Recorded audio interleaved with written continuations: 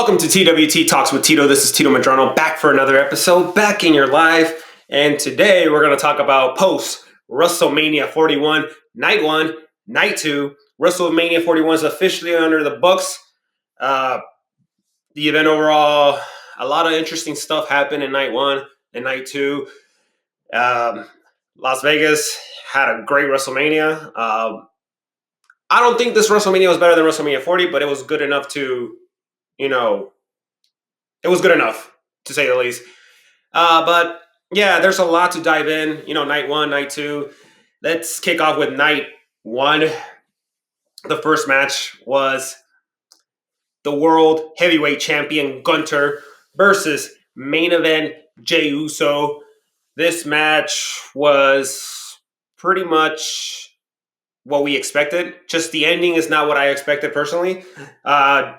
Gunther, we know coming into this match, he was 3-0 versus Jey Uso. Jey Uso, we know that the momentum that he had coming into this match, that extra edge where he found out that, Gunther took out his brother and this and that. So this was his first ever not really his first ever world title match that he was involved, but this is the one that he needed to win. Jey Uso, the match overall, we saw Gunther, as always, looking for the domination. And then we saw that Jey Uso was just, he was ready to turn it up. Jey was in the zone. Jey was having fun. Gunther, was making it his match. And towards the end of the match, we see that Jey does back-to-back splashes on Gunther, and we do see Gunther bleeding from his mouth, and I'm like, oh man. And I thought after the third or fourth that he took that he was going to pin Gunther, but no, he went for the submission, and he tapped out the ring general, Gunther, which is kind of rare. I just did not expect, Jey Uso winning by submission. I thought he would just win by pinfall. So him winning by submission and becoming the new World Heavyweight Champion is mind-blowing. And we know that the celebrations continue after the match. His brother came to celebrate with him, with the audience. And yeah, main event Jey Uso is now your World Heavyweight Champion. And we'll see where it goes from there with him in that run as champion. Gunther, I think Gunther had a great run as world champion. And of course, I feel like Gunther's always going to be involved in a title shot. So we'll see where he goes from there. All right, moving on to the next match of this Night 1. This was for the World Tag Team titles, the War Raiders versus the New Day. This match pretty much had to top what Jey and Gunther did, which was not easy at all. But overall, this match was decent. I think all four of these guys went in there. The spots in this match, that were good. Of course, New Day won by cheating because, they're now the heels. And they also, I think they become the 11th. This is their 11th or 12th reign as champions. I'm not 100% sure. I think it's the 11th. And it kind of cements them as one of the best tag teams to ever do it. Of course, a lot of people were expecting if the New Day lost, Big E was going to show up, but that was not the case. The New Day won this match because they were just great heels, and they did everything in their powers to beat Avar and Eric, the War Raiders. So it was great to see the New Day win the World Tag Team belt, to see what they do as heels now. Well, they've been doing a great job as heels, but now as tag team champions, I think they're going to be ready for the heat now. But yeah, the New Days are now the new World Tag Team Champions. Let's move on to the next match of Night 1. Jade Cargill versus Naomi. Naomi came out with a new entrance song, her new heel gimmick entrance song. She's no longer the Glow. So that was pretty cool to watch. Jade Cargill, as always, the entrance that she always makes an Impact entrance every time she does a big PLE, and WrestleMania 41 wasn't going to be any different. This match, this match was it felt kind of rushed. I feel like this match could have been a little longer. Um, Naomi and Jay Cargill, again, they put a decent match. And for this match was not really like, and I'm not taking anything away from these girls because I think they did a fantastic job. But of course, when you have like the Tiffany versus Charlotte, and when you have the triple threat match with Bianca, Io, and Rhea, and those matches were the main ones to be talked about because they're championship matches.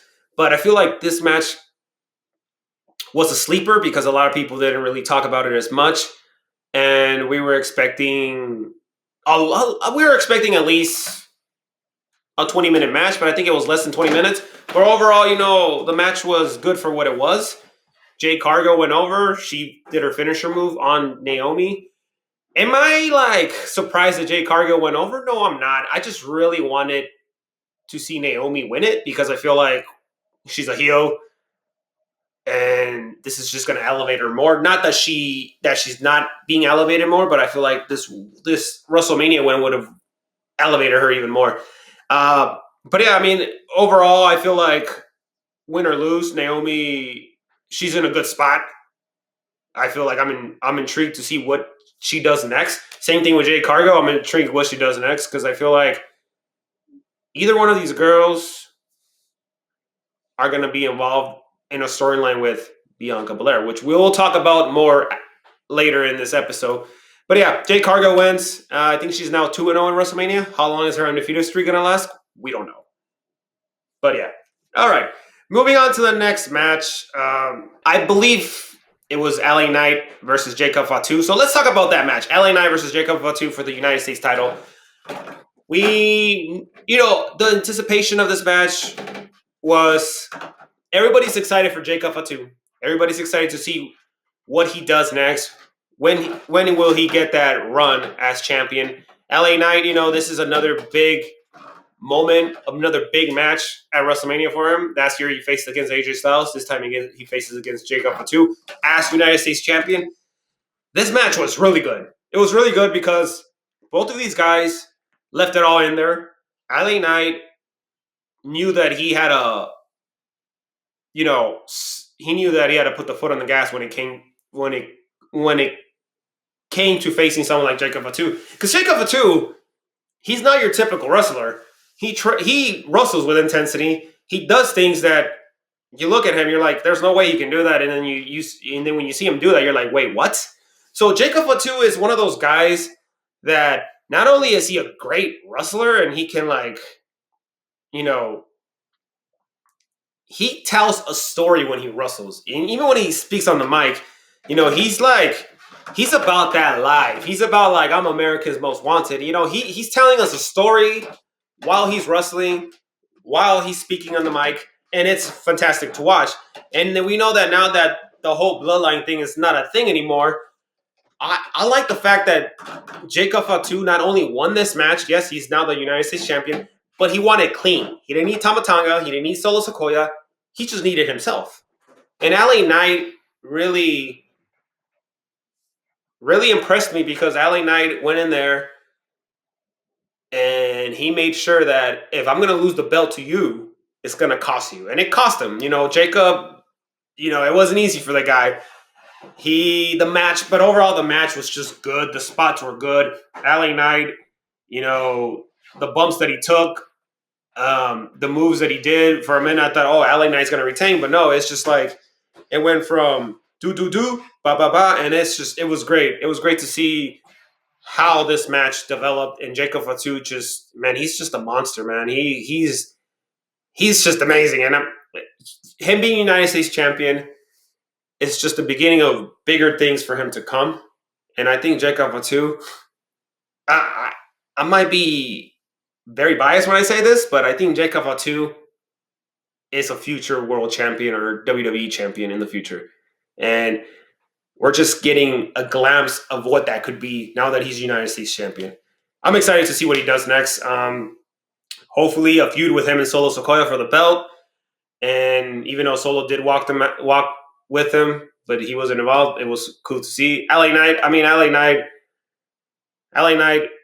What's next for him? I don't know. LA Knight. I feel like any scenario that you put him, he's going to elevate himself too. All right, moving on to the next match of night one. Um, Rey Fenix versus El Grande Americano. So originally it was going to be Rey Mysterio. Rey Mysterio did got hurt, so he got injured, so he was off this match. And low key, I wish Rey Mysterio a speedy recovery, but I feel like Rey Fenix being a part of this match makes more sense. And it's awesome to see that Rey Fenix. He doesn't even have a year with the company. He doesn't. I believe. I don't even think he has. Not even a month with the company. He already started his first WrestleMania, which is very impressive to see and say. El Gran Americano, which we all know is Chad Gable. This match was solid. I mean, it was solid. I feel like both of these guys, the spots were great. It wasn't like, oh my god, it wasn't like the, oh my god moment, but it was good enough to be in this night one card.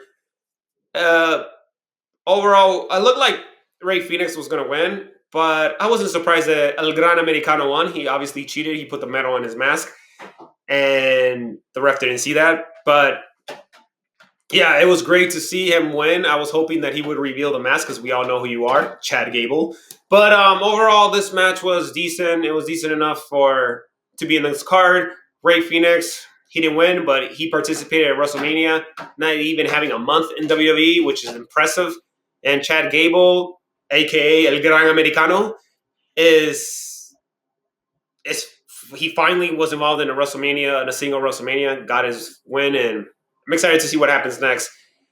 And yeah, that's what I have that's my takes on that match.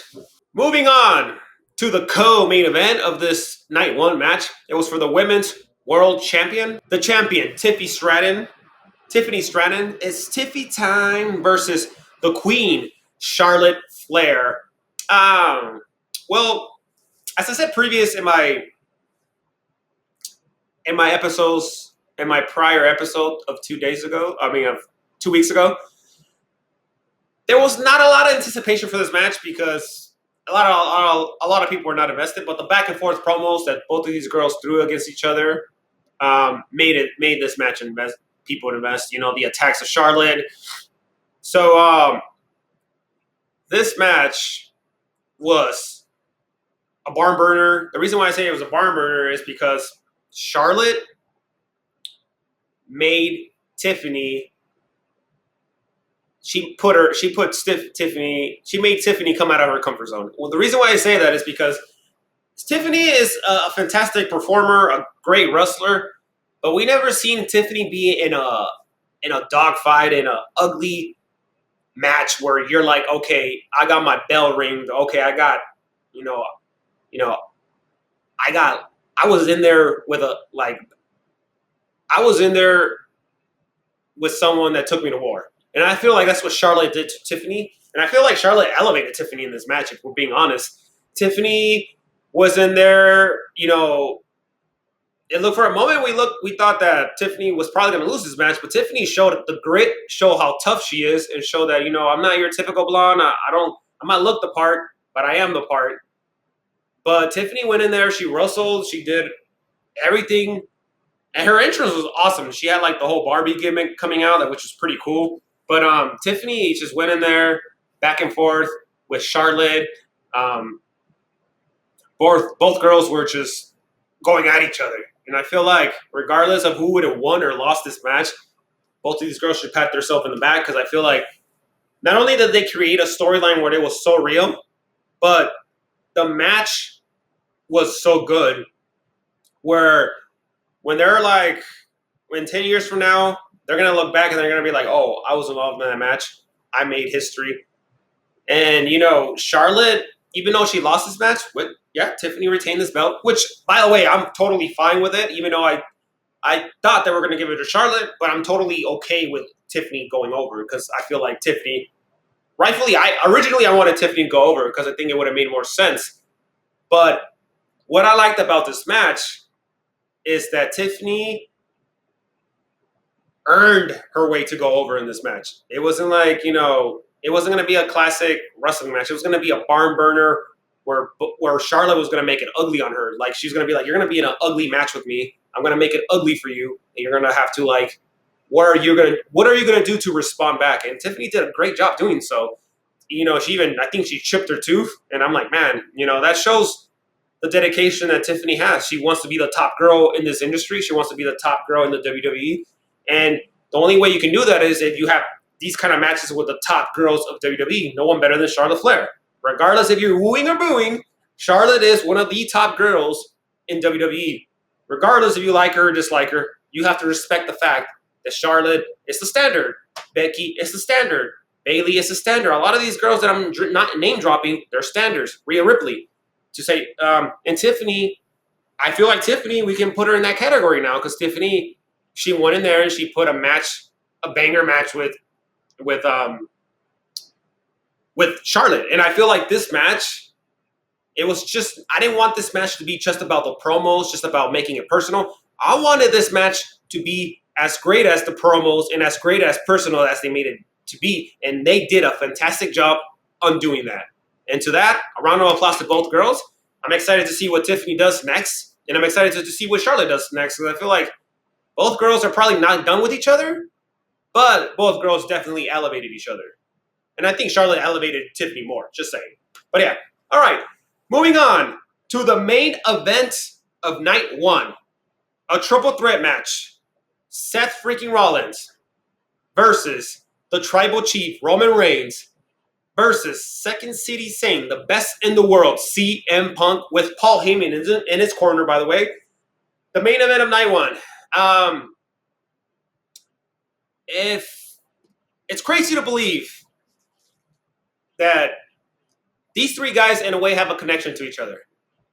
Going back to 2012, The Shield made their debut. It was Roman, Dean, and Seth. And they helped out CM Punk to retain the belt against Ryback at the time. And then moving forward, they had the matches in 2013. Obviously, Punk leaves the company in 2014. We see the elevation of the Shield. We see Roman becoming the big dog, becoming the Tribal Chief, becoming the star. Seth Rollins becoming Seth freaking Rollins, the Messiah, the Architect. Both of these guys elevated each other. Moving forward, CM Punk comes back in 2023 Survivor Series after 9 years later. And, it's crazy because last year's WrestleMania, I'm sure and I'm positive that CM Punk was originally going to face Seth Rollins for the world title, but he torn his tricep and that match got scratched out. Fast forward a year later, CM Punk finally accomplished what he always wanted to accomplish in WWE. Main event WrestleMania. And not only main eventing WrestleMania against one of the biggest stars of this era, Roman Reigns, one of the workhorse of this era, Seth Rollins, and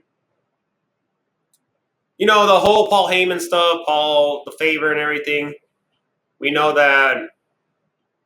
But yeah, let's get into this match because this match, there was a lot going on in this match where Seth, Roman, and Punk, all these guys put a good match.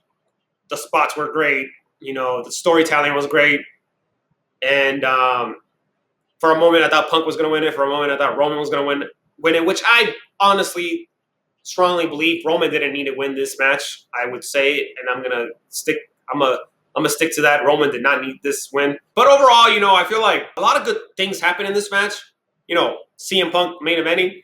But the focal point of this match, the guy that was going to do the final decision was Paul Heyman.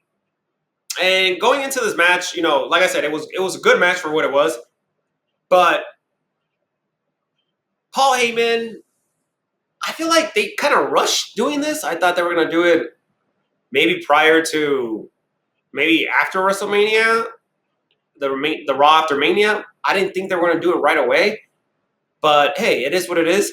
We see that moment where, because this was a no disqualification match. Uh, Paul Heyman gets a steel chair, and he looks at Punk like he's gonna give it to Punk, and he looks at Roman, and he's debating who should he give this chair to. So he gives it to Punk. Punk gets the chair, and he's ready to swing Roman. Next thing you know, Paul Heyman does the unthinkable, which he's done this in the past, but he hasn't done this in a long time. He low blows CM Punk, betrayed CM Punk, and gives the chair to Roman. Roman is just like, all right. He's telling him, my tribal chief, my tribal chief. Roman then this is where it gets cinematic. Roman gets a chair. He's smacking, he's hitting Punk with the chair shot, and then Paul tells him, Seth Rollins. And then he looks at Seth Rollins, and the famous Shield chair and whatnot. And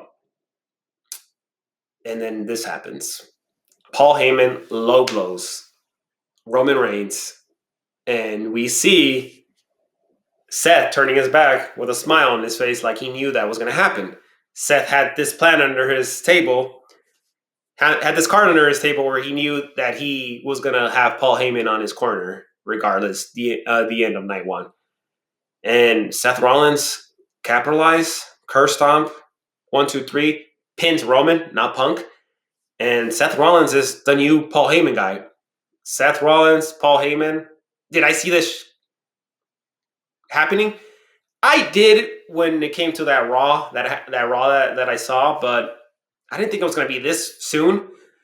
So, yeah, Seth Rollins is now the new Paul Heyman guy. What do I think of that? I think it's going to be very interesting because I feel like Seth having someone managing him would be something intriguing to see. This is the end of the bloodline. The bloodline's no longer a thing anymore. And Roman kind of like you see the end of Roman and CM Punk. They couldn't believe it. Roman leaves the ramp. Well, Seth and Paul leave first, but Roman leaves the ramp. And CM Punk, he has a moment to himself where he looks around the crowd. He looks at I think he looks at the Mania sign, and he looks on the ground, and he looks up, and he says, I did it. Because this is all CM Punk ever wanted. He wanted to main event at WrestleMania. Regardless if he would have won or lost, that's something that he always worked for. He always wanted to be the guy to main event at WrestleMania. He always wanted to gamble on himself, and he did. He main evented WrestleMania. It's in the history books. No one can ever take that away from him because regardless if you say, oh, well, he's 46, oh, this doesn't matter. The guy did what he always wanted to do, and that was main event WrestleMania. And that concludes night one of WrestleMania. What do you guys thought of WrestleMania night one? I personally think that it was better than night two, which we'll get into night two in a bit. But yeah, I enjoyed night one. I liked every match. Well, not every match, but I did enjoy it. So, WrestleMania Night 2. And it kicked off with the Women's World Title match. The champion, Io Sky, versus Rhea Ripley, versus Bianca Belair. So, this match, man, all three of these girls just went in there and killed it. Everybody thought that Bianca was going to win. Everybody thought that Rhea was going to win. No one really thought Io was going to retain. I really wanted Io to retain. But overall, this match was just so good. The spots, the back and forth between all three of these girls, we see, for a moment, we see Bianca doing her moves on Io and Rhea. Rhea, same with Io and Bianca. Same thing with Io. But I feel like Io picked their spots perfectly, and this match overall was it was good because not a lot of, like I said, Not a lot of people thought Io was going to be champion at WrestleMania, let alone retain it. So it was great to see. Rhea Ripley, Bianca Belair. There's a reason why these girls they get the big matches at WrestleMania because they put great matches at Mania, and yeah, and I feel like Io just did a great job in this Mania. It looked for a moment that we thought that I thought Bianca was because Bianca was undefeated at WrestleMania prior to this loss. She was undefeated, and it looked like she was going to take the W. And then next thing you know, Io does her finisher move, pins her 1, 2, 3, and retains the belt. And yeah, I mean, Io Sky as champion is it's a great thing to see because I feel like Io Sky is one of those girls that you gotta push her. You gotta push her extremely, and when you push her, she delivers bangers after banger matches. We saw what she did in NXT. We've been seeing what she's been doing since coming back to the main roster. So it's been amazing to see. And same thing with Rhea and Bianca. Those two girls, there's a reason why they're always in the title picture. And yeah, what's next for all individually girls? I think I do see Io feuding with Rhea Ripley because Rhea Ripley hasn't beat her 1-on-1. As far as Bianca, I see Bianca Belair having a feud with Jay Cargill or Naomi, one of those two girls. Because I feel like Bianca, she's screaming that she might turn heel. I'm not 100% sure though, but it could happen, and I think they should try that. But yeah, I'm excited to see what goes on next for all these three girls. But yeah, this was a great opener for night 2, and yeah. All right, moving on to the next match. The next match was okay. The Sin City Street Fight, Damian Priest versus Drew McIntyre. So we know that these two guys have been feuding for like a year already, and it's been since WrestleMania 40 when Damian Priest cashed in on Drew with a little help of CM Punk, of course. But since then, these two guys have been overwhelmingly feuding with each other. And this time, no title was involved. It was just a brawl between all two of these guys. Chairs and tables, no ladders were involved, by the way. And it was just a street fight. When they said Sin City Street Fight, I was thinking they're gonna fight at the casino, they're gonna fight at the strip. Well, like, no, they were fighting around the ring. And yeah, overall, these two guys just took each other out. They were we know that both of these guys have that ruthless aggression, like someone would say back in the day. And yeah, and even Drew had a moment where he took a selfie and he said, "I'm bored at work," with his brother's help, of course. And he was having fun as well as Damian Priest. But when Damian Priest went over when Drew threw Damian Priest over the chair, the tables, and then Damian Priest got up, and then Drew McIntyre claymores his head on the chair, and then I was like, oh, okay. And 1, 2, 3, he wins. I was like, wow, that was a good finish. I feel like that's how that match should have ended. But overall, just a back and forth with these two guys going neck to neck to each other. It was great to see. The match was good. It wasn't great, but it was good enough for what the story was all about. What's next for these guys? I feel like this feud between both of them is probably over. I don't see them feuding anymore. I do see Drew probably being involved in the world title picture, hopefully, and because obviously there's a draft. And as far as Damian Priest, I'm intrigued to see what he does next. But yeah, overall, this match was good. It was good. Moving on to the next match. This one was going to be good. For the Intercontinental Champion of Fatal 4-Way, the champion Braun Breaker versus Dirty Dom Dominic Mysterio versus Penta El Cero Miedo versus Finn Balor. This match was just really good. Really good. And I think the reason why this match was really good is because of the 4 guys that were involved in this match. Just the spots. And also, it was a no disqualification match as well. The spots in this match were amazing. Braun Breaker spearing pretty much everyone. When he speared Carlitos over the table, that was freaking awesome. Carlitos, props to him for like taking that spear. Um, we see that Dominic Mysterio attempting the 619, Penta, the spots that he did, pulling Finn Balor's arm, and Finn Balor too. Finn doing his thing too. But we do see tension between Finn and Dominic Mysterio, which I honestly think and believe that the Judgment Day it's going to be over soon. But we'll see what happens. But yeah, overall, this match was just great. A lot of people were expecting Penta to win. A lot of people were expecting Braun Breaker to retain. A few people were giving Finn and Dominic a chance to win this match because I feel like a lot of people wanted Penta to win. I personally wanted Dominic Mysterio to win, and he did. He won. He tried the 619 on Finn. Finn caught it, and then there's the feud going on there, and then we see that Finn does the coup de grace on Braun Breaker, and then while he's pinning Braun Breaker, Dominic out of nowhere does a frog splash, 1, 2, 3, pins Finn, and wins the Intercontinental Champion. And now he's a part of a long list of Intercontinental Champions that have won the belt. But he just didn't join a list. He joined his father, Rey Mysterio, and he also joined Eddie Guerrero. And he's a part of that list now.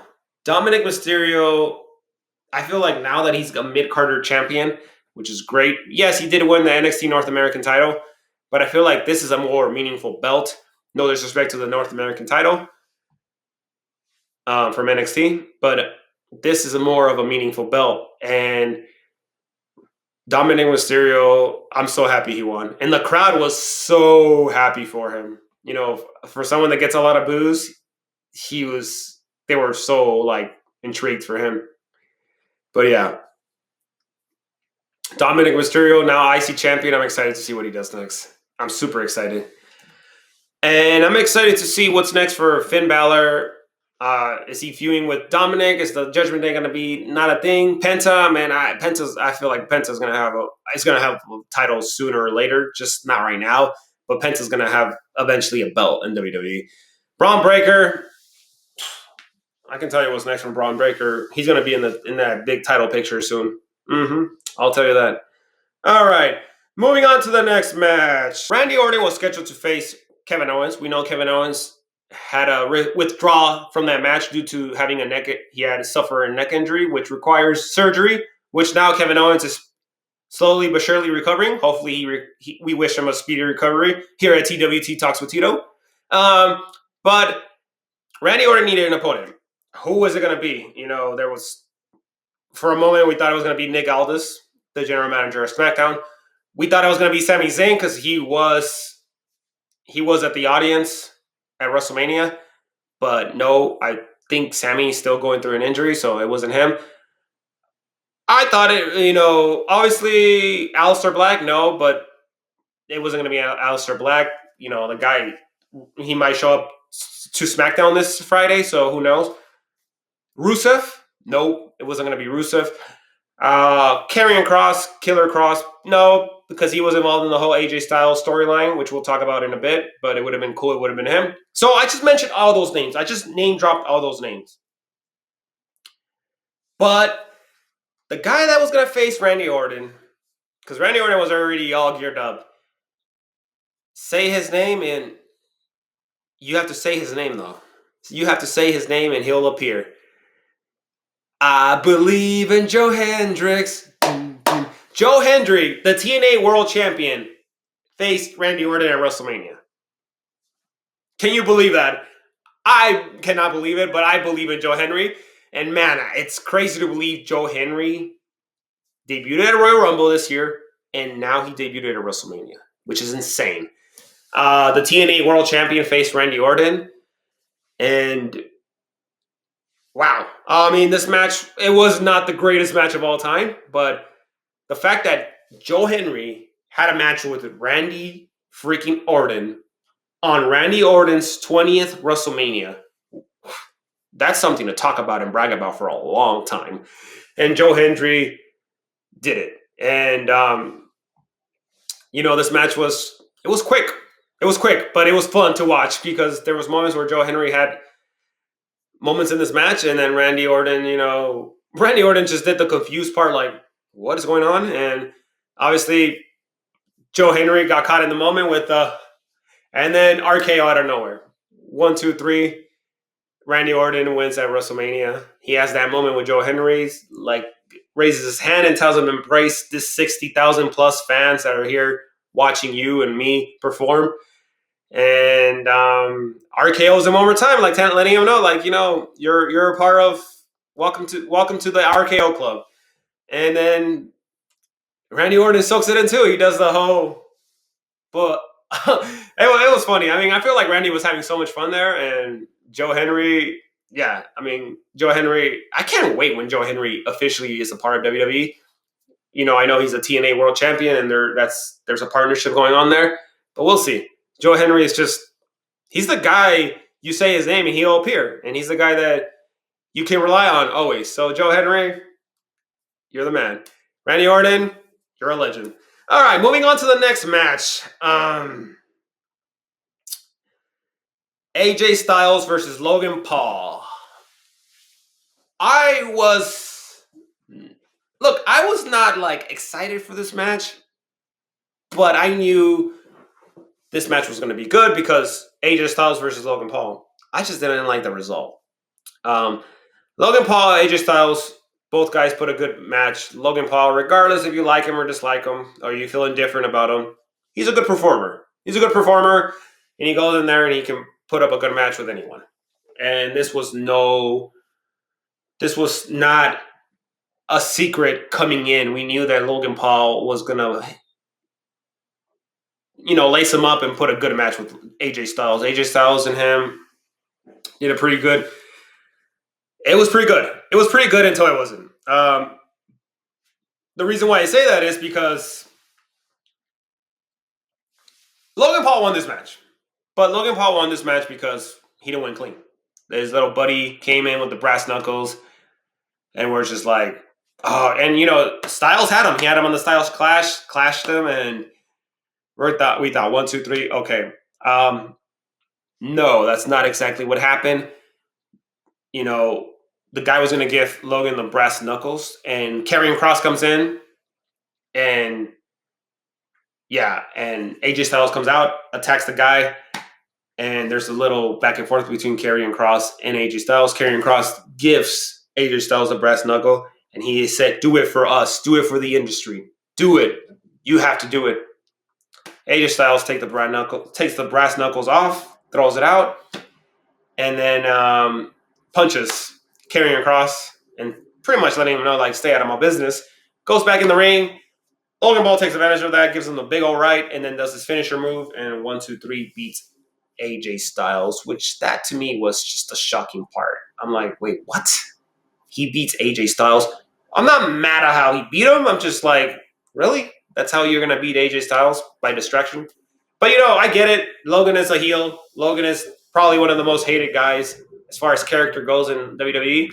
But I did not expect him to beat AJ Styles at all. That was a surprising. And, what's next for Logan Paul? I don't know. He's probably going to he's probably going to go MIA for another couple months and probably come back on SummerSlam because he only does the major PLEs. Who knows who he will face next? Who knows who he will face next? What's next for AJ Styles? Him and Karrion Kross. Have those guys face each other at Backlash. They should have faced each other at WrestleMania. I think that would have been a better match. Just saying.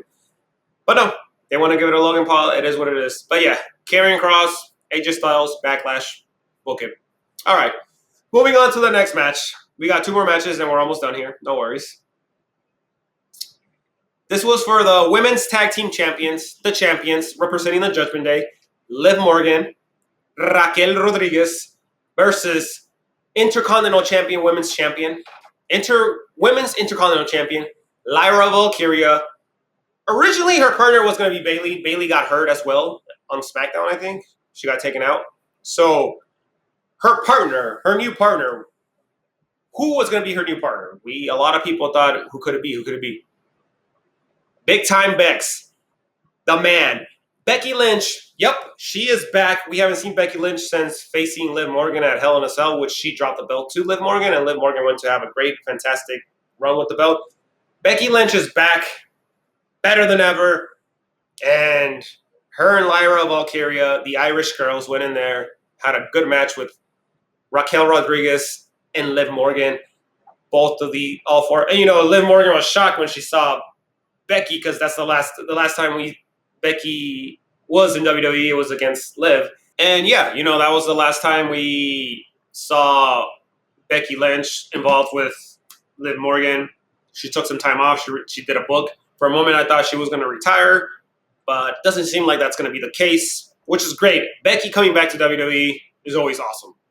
And long and behold, her and Lyra Valkyria are now the women's tag team champions. Lyra is now Lyra 2 belts. She has the Intercontinental title and the women's tag team title. Becky is now women's tag team title champion with Lyra. The Irish girls are now champion, which is great. So now that Becky is champion, we're going to get Becky full time, I guess. And, I don't know. The question is, since they're both tag team champions, are they going to do the Raw and SmackDown shows? Because, normally they do that. But we'll see what happens there. But, yeah, Becky and Lyra are now tag team champions. Liv and Raquel, what's next for them? The original plan was for them to retain the belts for Judgment Day. There's only one champion in Judgment Day now, and that's Dominic Mysterio, Dirty Dom. So it's gonna be a tough time for the Judgment Day tonight on Raw. Just saying, but not for Dom. All right, moving on to the main event of night 2. The American Nightmare, the undisputed champion, 378 days as champion, versus the guy that's trying to pursue the 17-time world champion, one of the greatest performers of this generation, John Cena. So this match, it was solid. I didn't like the ending, but it was solid. It looked like for a moment that I thought Cody was going to win, because he kicked off a lot of finishing moves that John Cena did. He did. Cody was doing good, and John Cena was, John Cena, his entrance, it was just blink. It was just said John Cena. He was embracing the heel row. Cody, it looked like Cody was gonna, I thought Cody was probably gonna win it at one point, but I was like, nah, I think John's gonna win. But Cody, to face a generational talent like John Cena, going there, he knew that this is WrestleMania. This is the biggest stage against arguably one of the biggest names in professional wrestling, arguably one of the biggest names in WWE, which is John Cena. John Cena, in performing on WrestleMania, the guy's going to be 48 soon, and he did good enough to win this match. Yes, John Cena is now the 17-time world champion. Am I surprised? No. But like I said, the way the match ended, not really a fan, but it is what it is. I get the booking perspective. He is a heel. He has to win like a heel. I get it. Cody Rhodes, the match was decent.